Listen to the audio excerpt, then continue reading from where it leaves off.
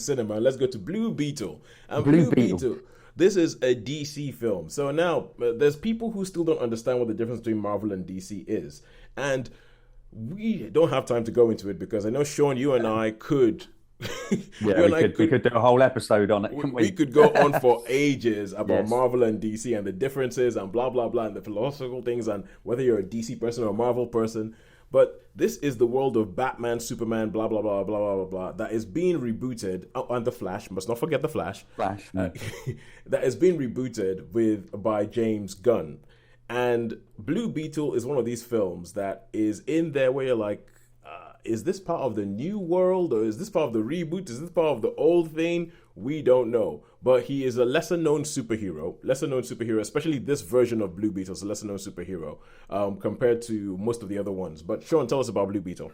Okay, Blue Beetle. I think Blue Beetle was really popular in Mexico. More big. I think. Okay.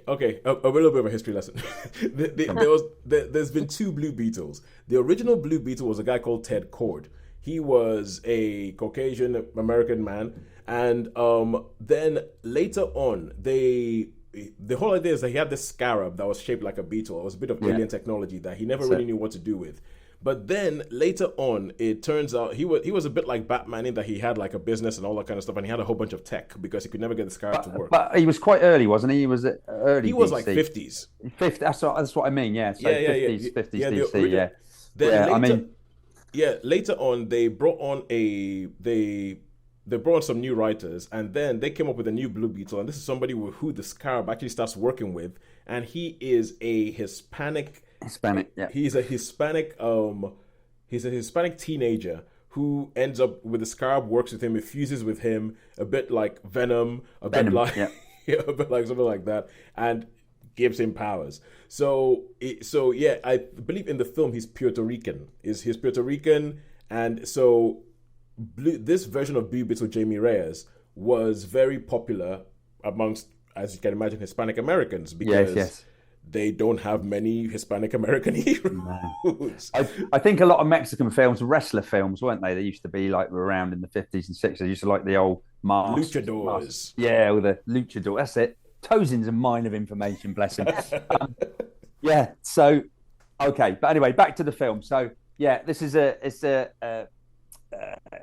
Hispanic family. I'm not really sure if they're Puerto Rican or I never picked that up. So, but if they're Puerto Rican, they're obviously they've obviously moved into an area. So perhaps they were Puerto Rican and they moved to an area. I think. I mean, I don't know. It might not be 100%. I think it's Mexico. I think or somewhere. Or do you think it's Puerto Rico? Anyway, well, I don't know, but I know that I heard the director speaking about it, and the director said he was talking about Puerto Ricans. Perhaps that's where it is then. But anyway, it's a family, and they live on this I guess community, where there's a lot of other Puerto Ricans or Hispanics generally. Yeah. And their son comes back he's just been to college. He's become a lawyer. He sort of turns up, and it's a big family thing. They're all like, "Oh yeah, come down." Hispanic families similar to, I guess, like Jewish families or any families really. Mm-hmm. And basically, he's got a sister, and they say, "Oh, we should get a job. Earn some money because they're going to get evicted from their house. They're going to get evicted." So they decide to get a job, and they get a job in this big tech company, working as waiters and waitress working around. And it just so happens that you've got this company is working on tech, which there's a big DC thing, which is quite good, which is a new world, but called OMAC, right? And there used to be this DC comic, Jack Kirby world, called OMAC, the One Man Army Corps. Anyway, there was a comic. It was 1970s, 1976, I think. OMAC, the One Man. Anyway, so and they're creating these OMACs, these like fighting machines, which to take over. Obviously, they want to. Yeah. And he just happens anyway. They're outside. They're having a chat, him and his sister, and they see this bit of altercation going on between these two ladies, a young lady and that. And he thinks, "Oh, she's quite nice," and all that. And she drops something, picks it up, and he's like tries to get friendly with her. And basically, this tech company, the young girl, she doesn't like the way the company's going. Her father was the old Blue Beetle, like years ago. Ted Cord. Yeah. So yeah. So she doesn't want to. She doesn't want the company going this way of the OMAC thing. So there's a bit. So she pinches the scarab, Yeah. and the scarab chooses people. You know what I mean? It just so happens that as it's being chased, they sort of cross paths, and he goes up and he sees her and that, and he's got, oh look, that she goes, here's this, take this, don't look inside, whatever you do, don't look inside, take this and hide it like that. And, and they're all sat at the table with the family and that, and he goes, haven't you had a look? Haven't you had a look? She's going, haven't you had a look? And he goes, no. She said that. He goes, have a look. And they pick up, goes, oh, what's that then? They go, and of course it fuses with him. So then you've got it, and then you've got obviously Susan Sarandon character. I'm not sure her name, but she wants the Beetle back because she needs the tech. She needs the harvest of tech, and she's tried it. Obviously, you've got one sort of villain that's like huge, that's melded a little bit similar sort of thing with a bit of tech. Which is, you you've got like a huge monster techie.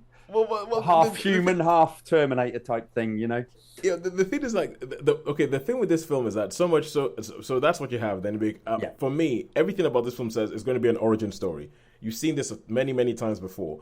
The plot of this is not a million miles removed from Ant-Man.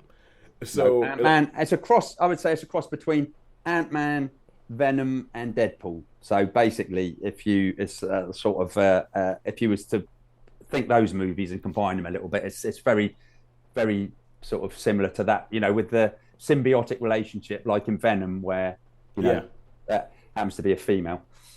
So anyway, so that's basically the story. You can imagine there's like they're being chased, there's fights, there's big and he's a real good guy. He doesn't want to hurt. He says no, I can't kill him. And I'm going, yes, do him. Why are you what? What's going to happen? And of course, I'm like, just do him. Don't let him. You know what's going to happen. It's my biggest thing is like, no, you must do it. You've got this chance. This is your chance to make sure this thing's not going to get up and do some more serious damage. Yeah. But obviously, the goodness in him can't do it.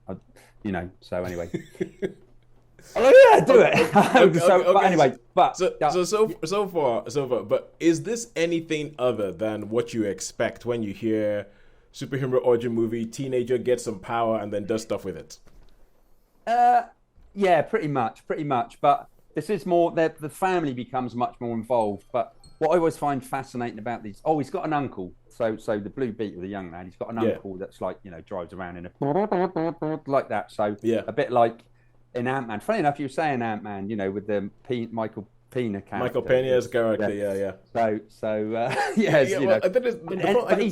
problem I just have with this film is like, I feel like even watching the trailer, I'm getting this real feel of that has been done very recently in another film, and I would put my money on that it's been done better in another film that has been released within the last 5 years.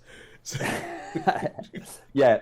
I think, as I say, it is. I think it's there's a lot more. The family get a lot more involved. I mean, obviously, they come to house in the community, so there's a lot more family involvement in this, and the community's coming together and whatever. And Granny, let's just say Granny is like, turns out real badass.